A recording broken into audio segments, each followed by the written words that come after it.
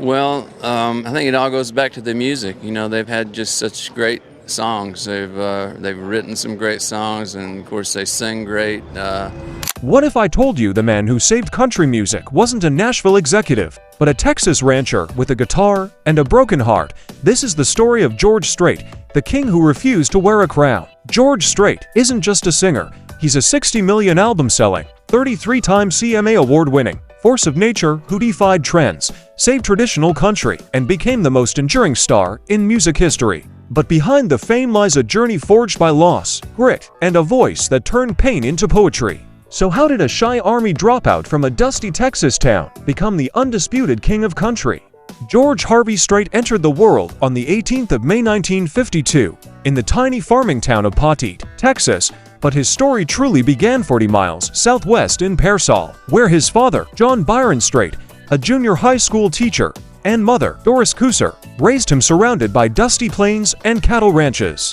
Life wasn't easy. His parents divorced when George was just in 4th grade, and Doris left the family, taking her collection of country records with her. That music-y artists like Hank Thompson and Merle Haggard would later become the foundation of George's sound. A shy kid with a quiet intensity, George spent his teens working on a friend's cattle ranch by day and sneaking off to honky-tonk bars by night. But his real escape came through a hand-me-down guitar from his older brother Buddy, who taught him his first chords. By high school, he'd formed his first band, Santee, belting out covers at local dances. Yet music wasn't his only passion. At 19, he married his high school sweetheart, Norma, in 1971, a partnership that's lasted over 50 years and counting.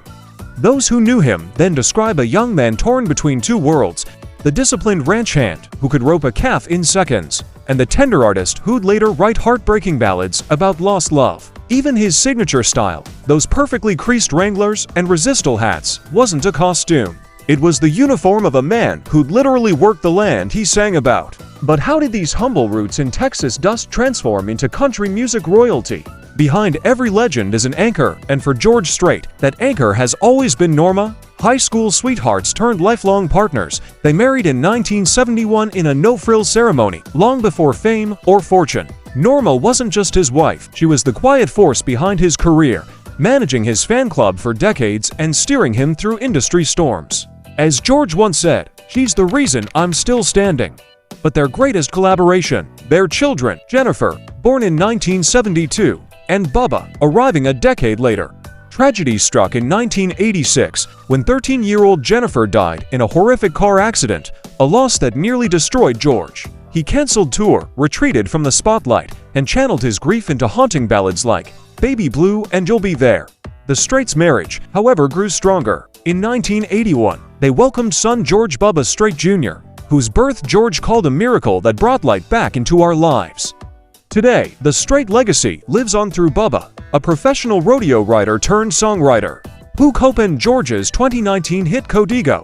And in 2021, George became papa to grandson Harvey, named after his father. Through it all, Norma remains his compass. They still live on the same San Antonio ranch they bought in the 80s. No entourages, no Hollywood drama, just two high school sweethearts who built an empire on loyalty and love. But how did a man shaped by such profound loss and love channel those experiences into music that defined a genre? Growing up in Pearsall, Texas, George Strait's childhood was a world away from Nashville glitz. His parents' divorce at age 11 left him adrift, shuffled between relatives, finding solace in the rhythm of ranch work. By 14, he'd wake at 4 a.m. to milk cows before school, his hands calloused from labor, his ears tuned to the twang of his brother Buddy's outlaw country records. But when Buddy enlisted in Vietnam, George inherited his guitar and a dream. High school was a tightrope walk between responsibility and rebellion.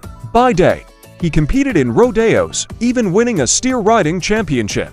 By night, he'd sneak into Johnny's bar underage, but already mimicking the gritty vocals of Lefty Frizzell. Teachers remember a quiet student who'd scribble song lyrics in margins of agriculture textbooks. But in 1971, life threw a curveball. After graduating, he impulsively married Norma, then promptly enlisted in the Army. Stationed in Hawaii, George's Army stint unexpectedly birthed his first band, Rambling Country, performing for homesick soldiers. But after discharge, reality bit hard. Enrolling at Southwest Texas State University for Agriculture, he nearly abandoned music until a 1975 open mic night changed everything. His cover of I Can't Help It, If I'm Still in Love with You stunned the crowd, including future manager Irv Woolsey, who whispered, "Son, you're wasting time on tractors." But how did a college dropout with $500 to his name conquer Nashville's gates? After the Army, George traded combat boots for cowboy boots, enrolling at Southwest Texas State University to study agriculture. But textbooks couldn't compete with honky-tonk dreams. By 1975, he'd formed Ace in the Hole, a ragtag band playing Texas dive bars for $50 a night. Their van broke down more than their songs' top charts, but George's voice cut through the noise, raw, twangy, and undeniably country in an era of disco fever. The Turning Point, a 1979 demo tape recorded in a friend's living room. George maxed out credit cards to press 500 copies, hawking them at gigs like a rodeo vendor. One landed with Irv Woolsey, a scrappy MCA Records exec who'd heard something Nashville had forgotten: authenticity. Woolsey gambled, signing George to a $12,000 contract. Peanuts by industry standards, but a lifeline. His debut single, Unwound, hit airwaves in 1981 and radio stations hated it. Too traditional, too outdated. But listeners disagreed.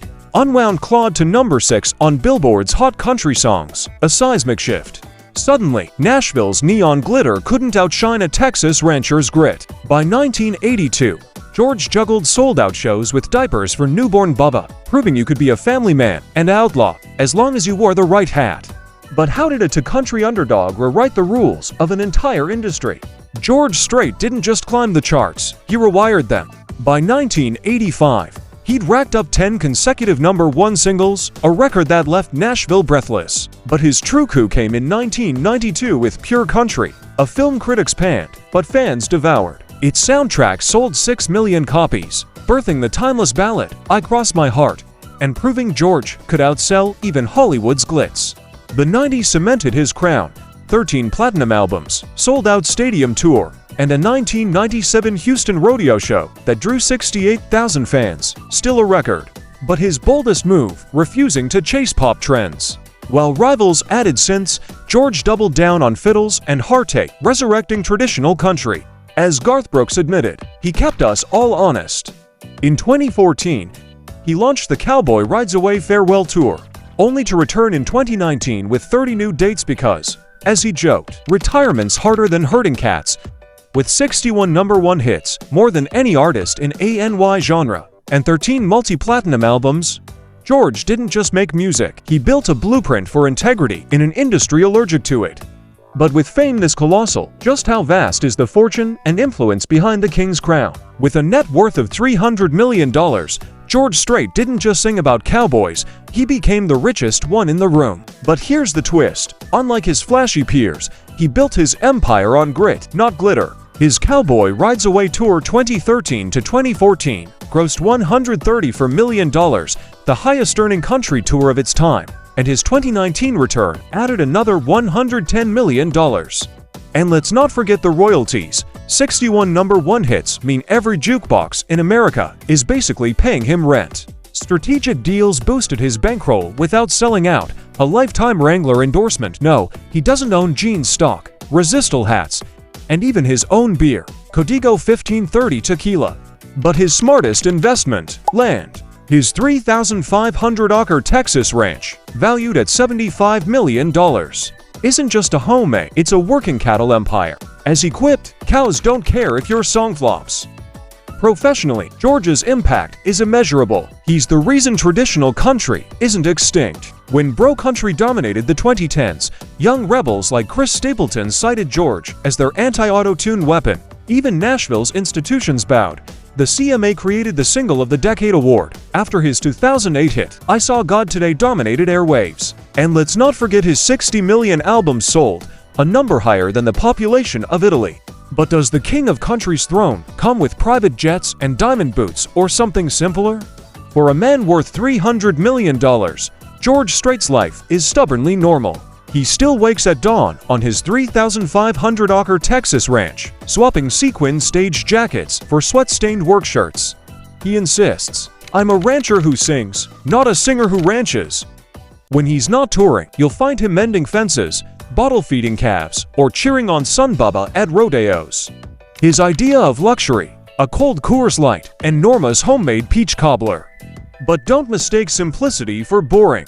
George co-owns Código 1530, a premium tequila sipped by rock stars and royalty. Yet true to form, profits fund his quiet philanthropy, supporting military families through the Jennifer Strait Memorial Foundation, honoring his daughter, and donating millions to children's hospitals. He says, "Money's just a tool. Real wealth is watching a sick kid smile." His vices: vintage pickup trucks, he owns 13, and 70s country vinyl. He's never owned a social media account, and his idea of a wild night is a competitive dominoes match at Grunhall. As Luke Bryan once joked, George's idea of a flex is wearing clean boots to Walmart.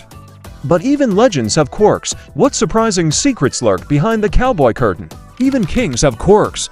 Did you know George Strait hates flying? He's toured for decades by bus, logging over 2 million miles. And that iconic cowboy hat, he's never washed one, he claims. They're like jeans, better with dirt. But here's the kicker: despite 61 #1 hits, he can't read sheet music. "I play by ear," he shrugs, and heart. In 2000, George dropped a bombshell: "Murder on Music Row," a duet with Alan Jackson roasting the industry for killing traditional country. Radio stations banned it, but fans revived it, making it a cult classic. Then there's his secret hobby: team roping. He competes under the alias George Sooner, winning enough rodeo buckles to fill a vault. Even his horse, Mighty Famous, has fan mail. George's legend birthed surreal moments. In 2014, he won Entertainer of the Year, 30 years after his first nomination, the longest gap in CMA history. He's the only artist to score a #1 hit in 5 consecutive decades. And when Spotify begged him to stream his music, he agreed, but only if they added steel guitar to their genre filters. Classic King. From a broken-hearted Texas kid to a genre-defying titan, George Strait's story isn't just about music, it's about stubborn authenticity in a world of flash. As he'd say, "You don't chase trends, you outlast them." But legends aren't made alone. Who else shaped country music's rebellious soul? Want more unfiltered stories of legends who broke the rules? Hit that bell so you don't miss our deep dive into country's original outlaws next week. And drop a comment below. Should George Strait's next tour be called King of Comebacks or 61 Reasons to Yeehaw? Best answer gets a shout out. If you think George Strait's story is wild, wait until you meet the rock and roll warlock who traded stadiums for medieval castles. Smash that subscribe button and tap the video on screen right now to dive into Richie Blackmore's 2025 lifestyle, dragons, guitars, and secret concerts. Trust me, you'll never guess where he hit his platinum records.